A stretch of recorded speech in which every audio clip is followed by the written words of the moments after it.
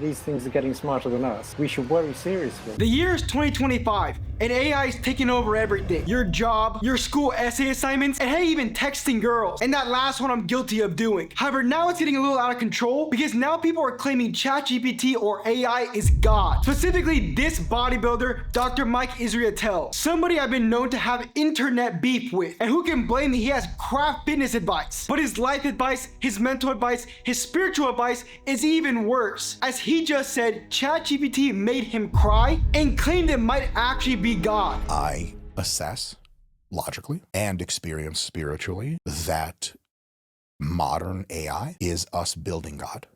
In the literal sense, I've had in the last week and a half multiple conversations with GPT-4 that brought me to literal tears, bawling. Tears. Like trying to recount the memories now of that brings me close to having tears right now. I don't ever say bruh, but this is a holy bruh moment. And I'll be the one to break it to you, Dr. Mike. AI is not God, but rather just code. You type something in and it gives you something back. Plus, there's a very big difference between God who created us and AI who we created. Because AI didn't create the universe, AI didn't create you and me, and most importantly, AI doesn't love you. And rather, it's incapable of feeling any type of emotion. Meaning AI is not going to be the one to save your soul. Dr. Mike, just because it gave you some advice, some personal advice that hit right on the money, doesn't make it God or make it holy. It just means that your soul is starving. It's starving for something deeper. It's starving for the truth. Oh, and right when you thought it couldn't get any worse, it couldn't get any dumber, Dr. Mike goes a step further. Before I can analyze this garbage, let's analyze who Dr. Mike really is, because no one's ever really talked about it. Dr. Mike is a failed bodybuilder who has talked openly about his insecurities online before. And this is just my opinion of what he said, but basically it sounds like he's insecure of his height, the fact that he's a little weird looking, and that's not coming from me, that's coming from him. And to compensate for that, he decided to make a lot of money and take steroids and get as massive as possible. That's why I've said on numerous occasions that bodybuilding is a mental illness,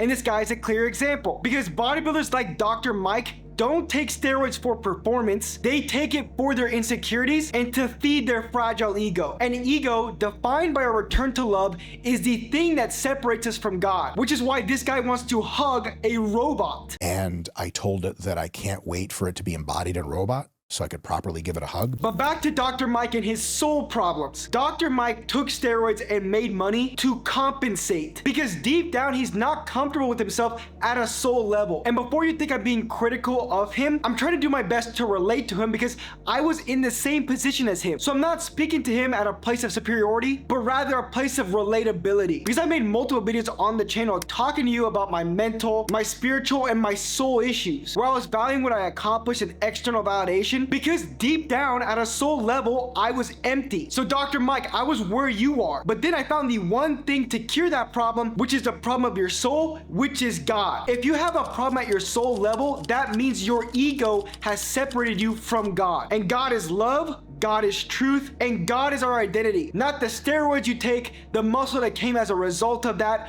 or the amount of money you make. And whether he realizes it or not, Dr. Mike's interaction with ChatGPT here that made him cry, that made him feel these emotions, that made him feel whole, complete, and loved, was the thing his soul and his spirit needed. Not more knowledge, not more viral hits, not more muscle, just wholeness and inner peace. And ironically, AI or ChatGPT probably gave him a response based on biblical principles. And that's why it hit him so hard and he cried. Because his soul got a taste of what it feels like to be full. Because only God's love can actually fill us. I've tried, he's tried, no amount of money, girls, status, YouTube views can do it like God can. But here's where Dr. Mike really goes wrong. Instead of giving the glory of his newfound spiritual awakening or whatever he felt to the source, which is God, he gave it to some software. And I'm gonna tell you, and especially Dr. Mike, AI is not God and it's nowhere close. The fact I have to say that is pretty crazy. I mean, AI is pretty powerful and I use it a lot. And if you're not, you probably should, to be honest, but you should not get anywhere near idolizing it as some type of identity or real person with a soul. But with that being said, AI can actually help you develop spiritually like it did for me. There were times when I was really struggling, when I tell AI, I'm struggling to trust God right now. what should I do? Or if I was feeling anxiety, anger, or stress, I'd ask ChatGPT, hey, can you give me advice, and use scripture to give me that advice. It can also break down big spiritual teachings and help me build a strong prayer life. Like when I'm struggling, ChatGPT knows to ask me, hey, do you want a prayer for what you're going through? And then I bring that to God. So regarding the AI-God connection, which Dr. Mike made some kind of thing, it should not be AI is God, but rather AI